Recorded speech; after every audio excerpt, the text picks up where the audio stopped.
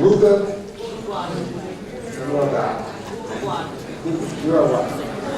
Costa Rica, Belize. She studied classical piano for several years, including at the Philadelphia Conservatory for Music. She has recorded 2 albums of original songs, 1 for Motion Records, Until We Free, and her 1969 album, Seize the Time, which includes the Black Panther Party national anthem, The Meeting, released in 2007 as a CD by Warner Brothers and now on iTunes.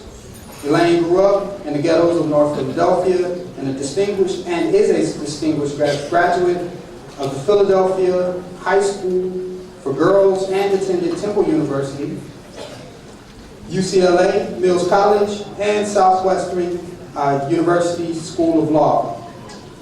She has lectured at colleges and universities throughout the world, and her papers have been acquired by Emory University. She is the mother of 1 adult daughter, Erica Abram, and currently resides in Oakland, California. Without further ado, please welcome Mrs. Elaine Brown.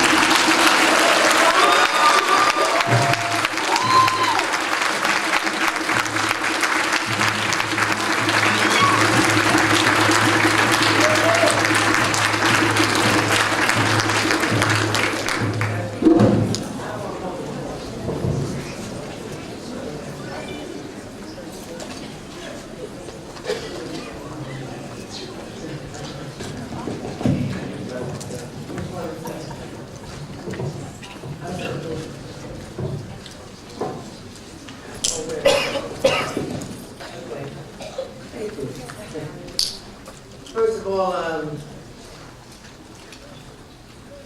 sorry, but I've had a cataract operation next week, so I'm having a little trouble seeing these days. You know, that's the problem with getting old. And my queen mother is 91, I'm 74, but you know, there's a moment, you know, where the transition occurs. We hold on, though, don't we? You know, it's all about that crest.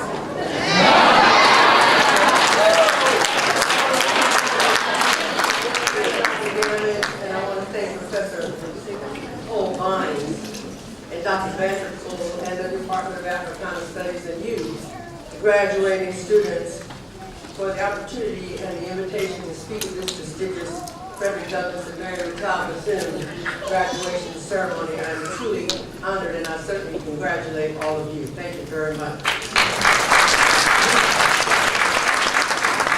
The noted black astrophysicist Dr. Neil deGrasse Tyson has stated, after the laws of physics, everything else is opinion. That means that while life itself is governed by the laws of nature, how we live on this planet is determined by the machinations of men. The Black Panther Party was formed to fight for the freedom of black people in the United States, ultimately for all oppressed people, because we determined that black people were not free, and we remained oppressed, and so we decided that we had to fight for freedom, which was reflected, our oppression, in the urban ghettos of America at the time. The majority of black people now, at that time, coming up from the South. There was a report by the 1968 Kerner Commission, a congressional report on the causes and studying of the causes of so-called violence and the uprisings in the urban centers after Watts, especially Detroit and so forth. And they concluded that the United States, they said, was becoming 2 societies, one black, one white, one equal, and separate and unequal, The Black Panther Party, therefore, took on the cause of saying that we had to make some change in our change, and we desired to make a change toward freedom. We promoted the proposition, a sort of working theory, that either you were going to be a part of the problem or part of the solution. Yeah. And what that meant was that if you were black and not working for black liberation, you must be contributing to black oppression. If a black person was not willing to stand up and not be neutral, then we said that he was a part or she was a part of the problem. Now, sometime in the late 90s, after the demise of the Black Panther Party and so many others in that period were gone, and that movement was essentially gone, a young black student at Emory University. I was on a panel with Hosea Williams, who was, of course, an icon of the civil rights movement in the South. And he was describing the horror of the Edmund Pettus Bridge March and the horses' hooves coming down on the heads of human beings walking just to try to get the vote in Alabama. And he talked about this, and this young student, and we asked her questions, and this young student said, I understand where you're coming from, Reverend Williams, because that was then, but what's the problem today?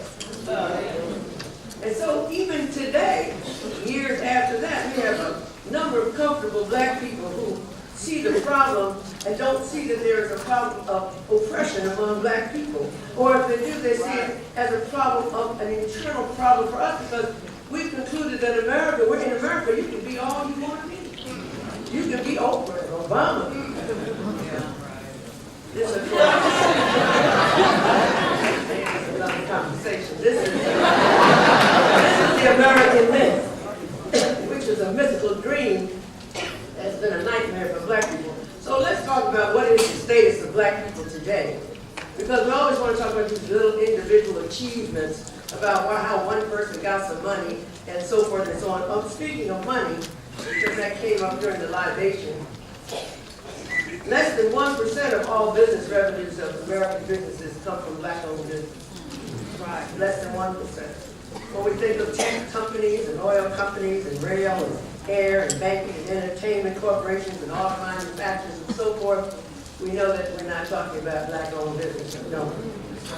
We have, sadly to say, the highest poverty levels, the lowest education level, the highest homelessness, the lowest home ownership, highest cancer death rates, maternal and infant mortality rates, 50% of the prisoners of the United States in the United States. But some of us don't want to see this reality. We want to see ourselves as able to do anything individually and never worry about the rest. Or we attribute that to the laziness of black people, some sort of inherent problem of laziness, stupidity, don't want to work, trifling. We talk about self-inflicted wounds.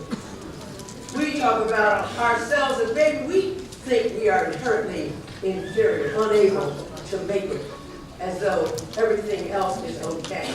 This harkens back to the statements made by Thomas Jefferson, one of the most well-known slaveholders among the founding fathers, who was, of course, became president of the United States, called the Negro president because they had to recount the vote under the Electoral College, and he had to count that 3/4 or 3/5 of a man of the slaves of the states that voted for him.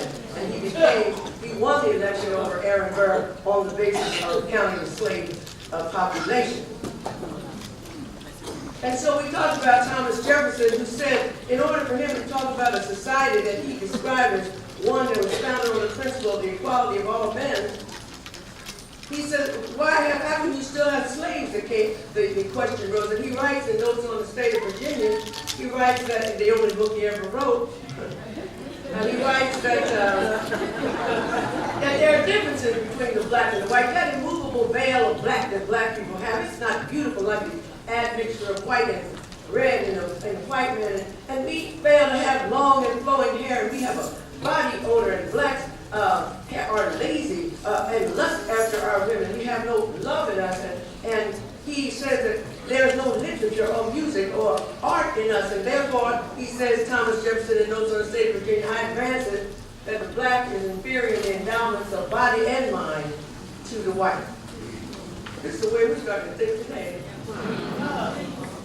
That is to say, we start wondering what's wrong with black people that we can't do what the Koreans do when they come here, as though this is Korea, but it's not. This is the United States, and so only a select group of people come from Korea or Nigeria or wherever else and have a whole different experience than the history of black people. But we look at certain things and we start to conclude we don't know what's going on, and we've gotten confused in these last couple of decades, haven't we? I look at this young man named Little B that was mentioned in the description of my life, in the book I wrote called Condemnation of Little B. Michael Bullis was 13 years old when he was arrested for a murder that he did not commit in Atlanta, Georgia, so-called Black Mecca. And he was convicted, and he was sentenced to prison. By the time he was 14 years old, he walked into an adult prison where he remains today at 34 years old. was convicted of a murder he did not commit, but little B was convicted for one big reason. There was a swirling ideal going on at this time about some black super predators. This was invented by a pseudoscientific white man named John DiIulio, who is now a University of Pennsylvania professor, and by William Bennett, who was the Secretary of Education under Reagan.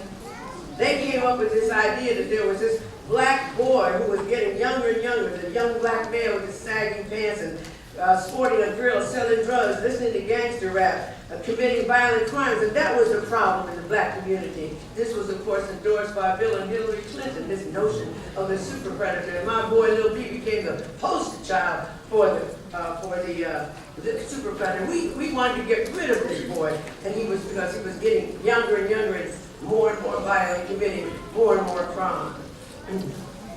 And Michael was raised in a crack house. Born in 1983, he grew up in a crack house and in a place in Atlanta called the Bluff.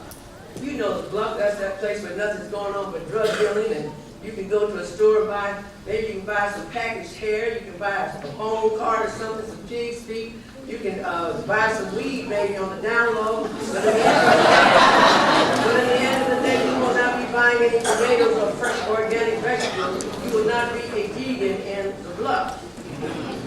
You know that place, and that's where he grew up. And by the time he was 11 years old, he was on the street surviving on his own by swinging, because he had run away from the abuse in a foster home, and mom was still on crack, and dad was an unknown entity. And so Black Mecca, the Negroes of Atlanta, defined him as a thug. And he ultimately faced life in prison, where he remains, as I said. Now, either we believe that little B was born bad, or we have to ask ourselves, how does a 13-year-old child end up being convicted of a murder he didn't commit and being put into prison for life? And this is the analysis we have to look at when we talk about what we're going to do in the next years of our own lives. Either we believe little B was bad, or we're looking at these facts. First of all, how did little B come to be raised in a crack house? I didn't know anybody on crack when I was growing up. And there's a reason for that. There was no crack.